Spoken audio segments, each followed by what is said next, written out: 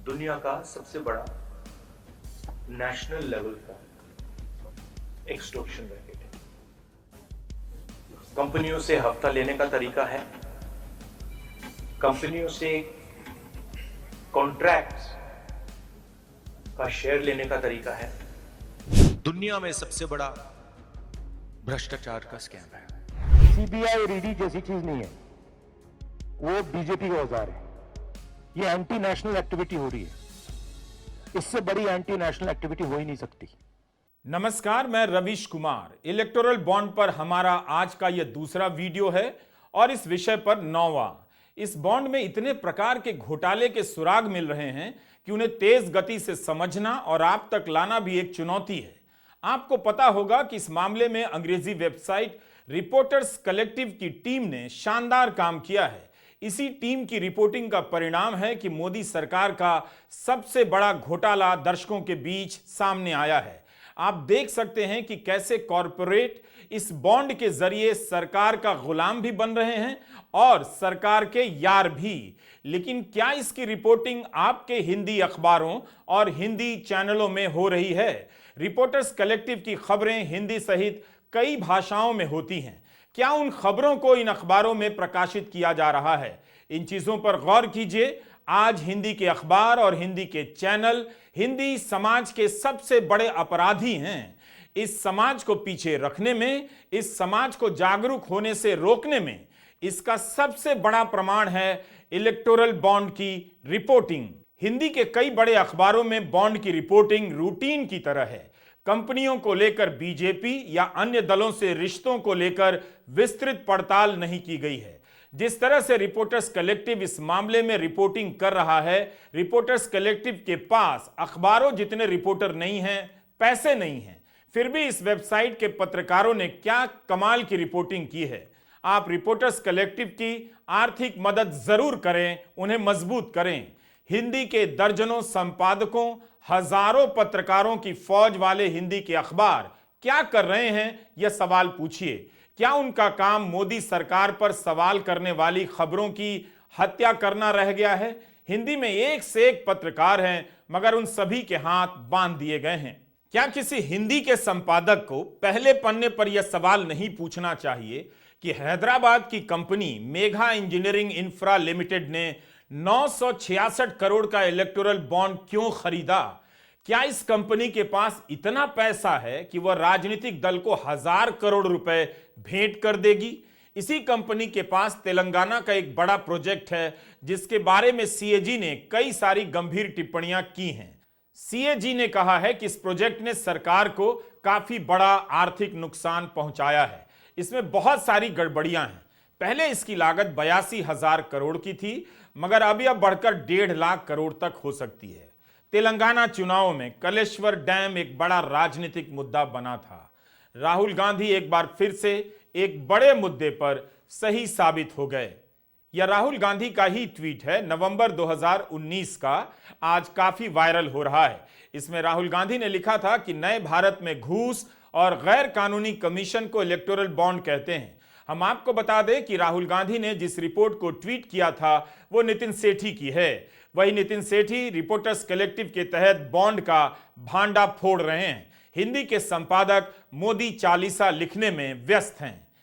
CBI, ED, income tax department का प्रयोग किया जा रहा है, कंपनीज को एक्सटॉर्ट किया जा रहा है, बड़े बड़े कॉन्ट्रैक्ट्स का शेयर लिया जा रहा है, कॉन्ट्रैक्ट देने से पहले इलेक्टोरल बॉन्ड्स दिए जा रहे हैं और फिर एकदम बाद कॉन्ट्रैक्ट दिया जा रहा है। शेल कंपनीज उसमें भरी हुई हैं और ये पूरा का पूरा जो ढांचा है प्रधानमंत्री ने क्रिएट किया है। इनका ब्रेन चाइल्ड है। इन्होंने कहा है कि भाई इलेक्टोरल बॉन्ड्स हिंदुस्तान की राजनीति को साफ कर देगा। नहीं, वो दो टुकड़े में वो जो किया उसका पैसा कहां से आया? यहीं से तो आया। जो ये हिंदुस्तान में state government after state government गिरा रहे हैं, पैसा कहां से आ रहा है? इधर से तो आ रहा है। और ये अभी तो छोटा सा भाग दिखा है। तो इन्होंने पूरे के पूरे सिस्टम को एक्सटॉर्शन का सिस्टम बना दिया है। पॉलिटिकल पूरे स्ट्रक्चर को इन्होंने कैप्चर कर दिया है। सीबीआई इन्वेस्टिगेशन नहीं करती है, ईडी इन्वेस्टिगेशन नहीं करती है, एक्सटॉर्शन करती है। किसके लिए? बीजेपी के लिए। क्या तब राहुल गांधी की बात को किसी ने गंभीरता से लिया था? क्या मीडिया ने इस बात की पड़ताल की थी कि यह बॉन्ड क्या है? किस तरह से इस बॉन्ड के जरिए भारत के लोकतंत्र का गला घोटा जा रहा है? आज आपने देख लिया कि इस बॉन्ड के जरिए बीजेपी आर्थिक महाशक्ति बन गई है और दूसरे राजनीतिक दल चुनाव लड़ने की हालत में नहीं हैं। यह वीडियो विधानसभा चुनाव के समय का है। राहुल गांधी एटीएम का मॉडल लेकर कलेश्वरम सिंचाई परियोजना में कथित भ्रष्टाचार को लेकर मुद्दा बना रहे थे और तेलंगाना के वोटर को दिखा रहे थे कि यह प्रोजेक्ट केसीआर के लिए एटीएम मशीन है। इसके जरिए तेलंगाना की जनता का 1 लाख करोड़ रुपया चोरी किया गया है। कलेश्वरम केसीआर और उनके परिवार का एटीएम है। 2 नवंबर को राहुल गांधी ने ट्वीट किया था कि मैं मेडीगुड्डा बराज गया था जो कलेश्वरम लिफ्ट इरिगेशन योजना का हिस्सा है। इसके कई खंभों में दरारें पड़ गई हैं क्योंकि घटिया सामग्री का इस्तेमाल किया गया है। आप देखिए, सरकार में जो भी पैसे बनाने वाले, चोरी करने वाले डिपार्टमेंट हैं, वो सारे के सारे चीफ मिनिस्टर या उनके परिवार के हाथों में। कलेश्वरम सिंचाई प्रोजेक्ट 1.25 लाख करोड़ रुपए का बताया जाता है। यह प्रोजेक्ट मिला है Megha engineering infrastructure limited MEIL को, जिसने 966 करोड़ के इलेक्टोरल बॉन्ड खरीदे हैं। फ्यूचर गेमिंग के बाद यह कंपनी बॉन्ड खरीदने के मामले में दूसरे नंबर पर है। अभी यह पूरी तरह साबित नहीं हुआ है कि 966 करोड़ का बॉन्ड किस पार्टी को गया है, लेकिन सोशल मीडिया पर पुरानी खबरों को निकालकर बताया जा रहा है कि इस कंपनी ने 11 अप्रैल 2023 को 140 करोड़ का बॉन्ड खरीदा और 1 महीने के अंदर महाराष्ट्र की एकनाथ शिंदे और भाजपा सरकार से 14,400 करोड़ के कॉन्ट्रैक्ट मिले। इस कंपनी पर भी आयकर विभाग के छापे पड़ चुके हैं। ऐसी कंपनियां 966 करोड़ का इलेक्टोरल बॉन्ड खरीद रही हैं। क्या देश को नहीं जानना चाहिए कि यह कंपनी किस किस पार्टी को चंदा देती है? केसीआर को कितना देती है, बीजेपी को कितना देती है या अन्य दलों को कितना देती है? इसी Megha engineering infrastructure limited MEIL की सहायक कंपनी है वेस्टर्न यूपी पावर प्रोजेक्ट। इसने भी 220 करोड़ का इलेक्टोरल बॉन्ड खरीदा है। दोनों कंपनियों को मिलाकर 1186 करोड़ की राशि हो जाती है। यही नहीं, प्रूडेंट इलेक्टोरल ट्रस्ट, जिसके बारे में हमने आपको पिछले वीडियो में बताया है, उसमें भी 2022-23 में सबसे अधिक चंदा मेघा इंजीनियरिंग ने दिया, 83 करोड़। 2023 के साल में उसी ट्रस्ट से केसीआर की पार्टी को 90 करोड़ का चंदा मिला।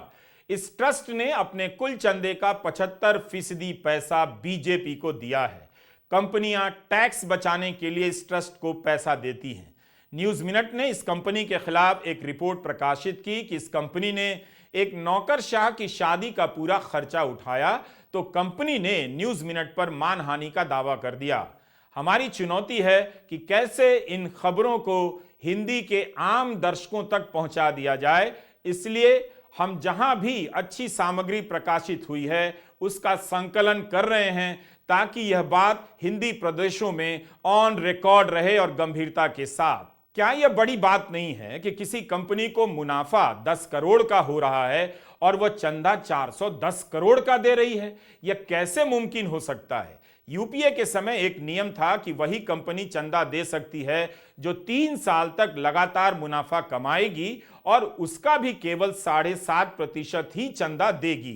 प्रधानमंत्री मोदी और उनके तब के वित्त मंत्री अरुण जेटली ने चालाकी से इस प्रावधान को हटा दिया।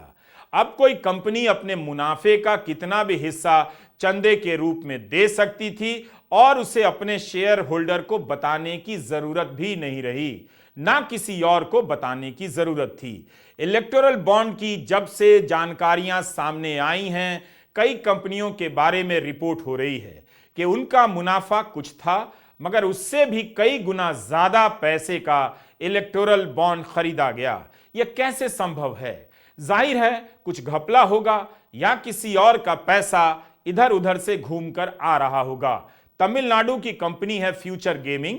2019 में जितना मुनाफा हुआ उसका 6 गुना इस कंपनी ने इलेक्टोरल बॉन्ड से चंदा दिया। रिपोर्टर्स कलेक्टिव ने अपनी रिपोर्ट में कहा है कि 2022-23 में इस कंपनी को टैक्स देने के पहले जो मुनाफा हुआ वो 82 करोड़ का था और चंदा दिया 328 करोड़ का। इस कंपनी ने 4 साल में 1368 करोड़ के बॉन्ड खरीदे हैं।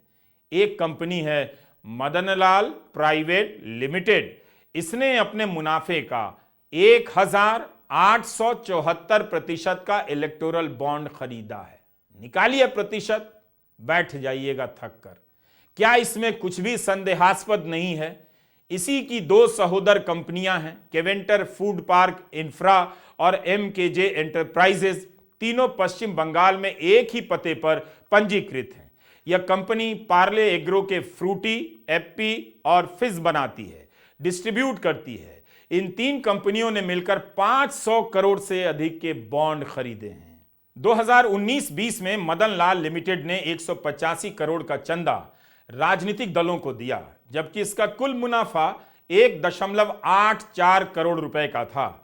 क्या कोई कंपनी जिसका मुनाफा 2 करोड़ भी ना हो 185 करोड़ रुपए के इलेक्टोरल बॉन्ड खरीद सकती है? 2021 में ईडी ने केवेंटर में छापे मारे।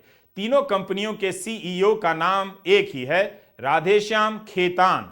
मई 2014 में केवेंटर ने 140 करोड़ का इलेक्टोरल बॉन्ड खरीदा और दूसरी कंपनी मदन लाल लिमिटेड ने उसी महीने में ही 186 करोड़ का इलेक्टोरल बॉन्ड खरीदा। इसी राधेश्याम खेतान की कंपनी MKJ एंटरप्राइजेज ने 4 साल में 192 करोड़ का चंदा दिया है।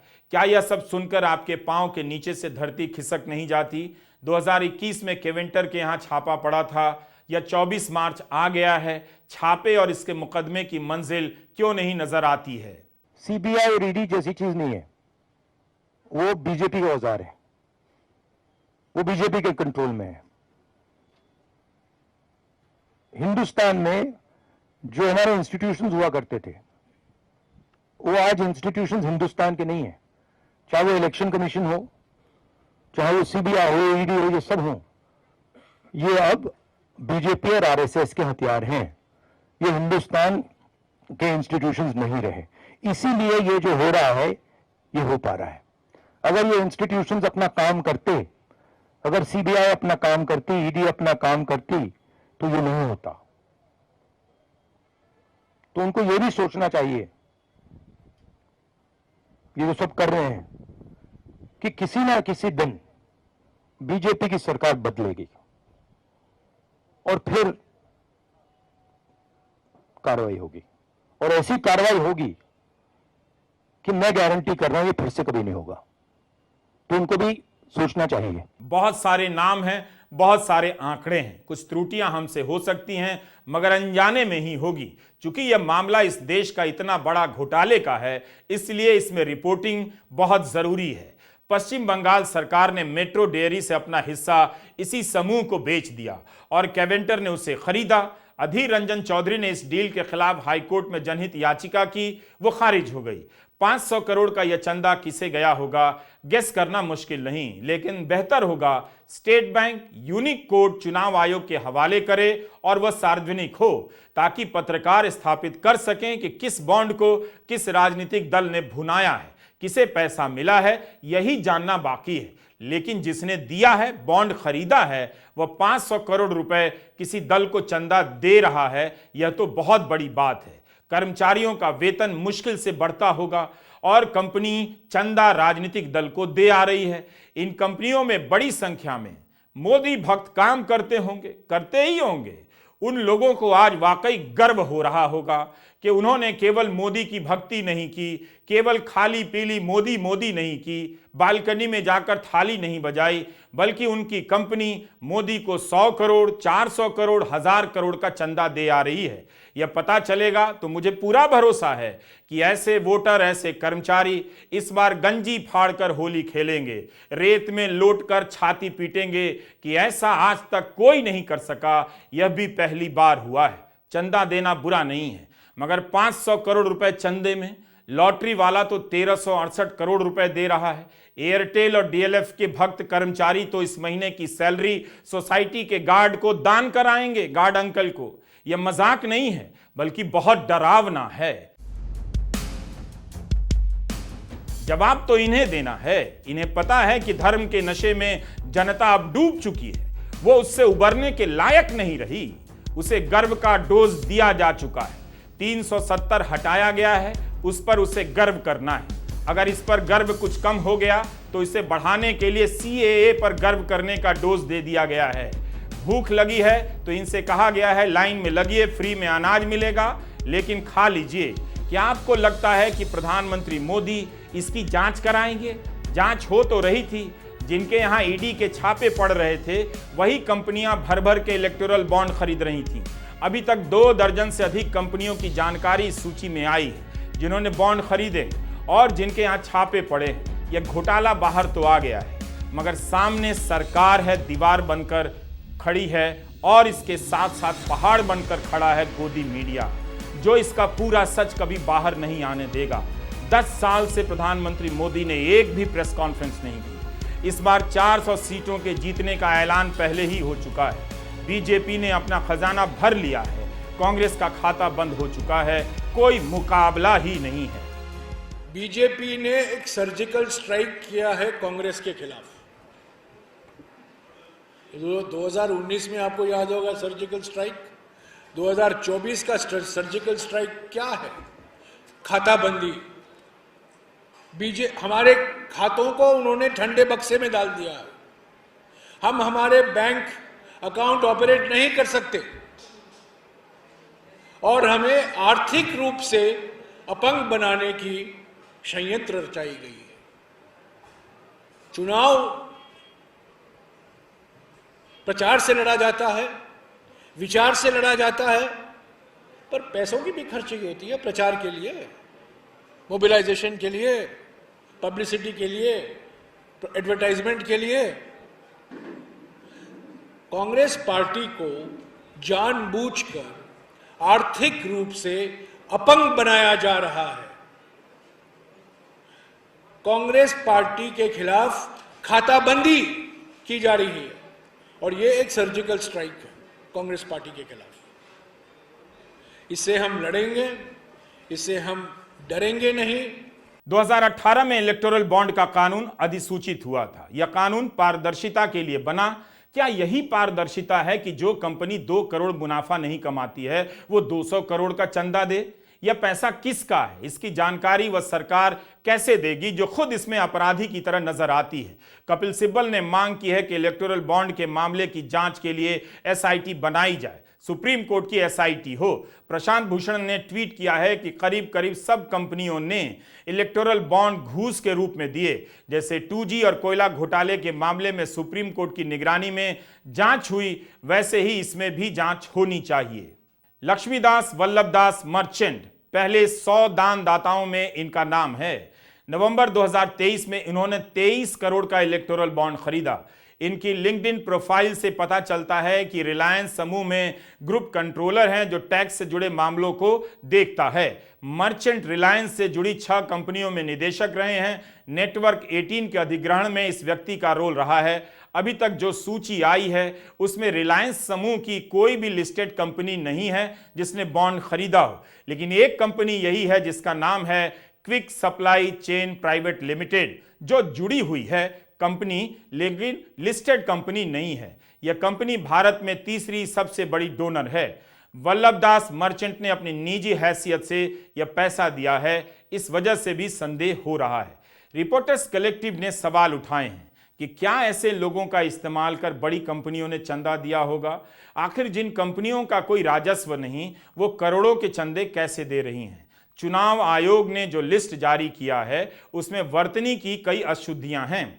इनका नाम छपा है लक्ष्मीदास वल्लभदास अस्मिता मर्चा। क्या ये सब जानबूझकर कर दिया गया होगा? मर्चेंट की जगह मर्चा, पता ही ना चले। रिपोर्टर्स कलेक्टिव ने पाया है कि दोनों एक दूसरे से जुड़े लगते हैं, मगर कलेक्टिव यह पुष्टि नहीं कर पाया कि मर्चेंट ने अकेले पैसा दिया या अस्मिता मर्चेंट के साथ उनका कोई साझा अकाउंट है। तो कई तरह की जानकारियां आनी अभी बाकी हैं। ईडी का डर दिखाकर अरबपतियों को चुप करा दिया गया, उनकी बोलती बंद कर दी गई, उन्हें डराकर उनसे पैसे लिए गए। उन्हें डरा हुआ देखकर आप भी डर गए। लोगों ने बोलना बंद कर दिया कि वे भी जांच के दायरे में आ जाएंगे, छापा पड़ जाएगा, जेल चले जाएंगे। मगर इसके बीच कॉरपोरेट के चंद लोगों ने बहुत बड़ा खेल किया। इलेक्टोरल बॉन्ड डर का वो बिजनेस है जिसकी दुकान ईडी ने हर दल और हर कंपनी में काल्पनिक रूप से खोल रखी है, जिसके डर से कोई सरकार गिर जाती है, कोई सांसद राहुल गांधी को गाली देता हुआ बीजेपी में आ जाता है और कोई कंपनी वाला 100 करोड़ रुपए के इलेक्टोरल बॉन्ड खरीद लाता है। नमस्कार, मैं रवीश कुमार।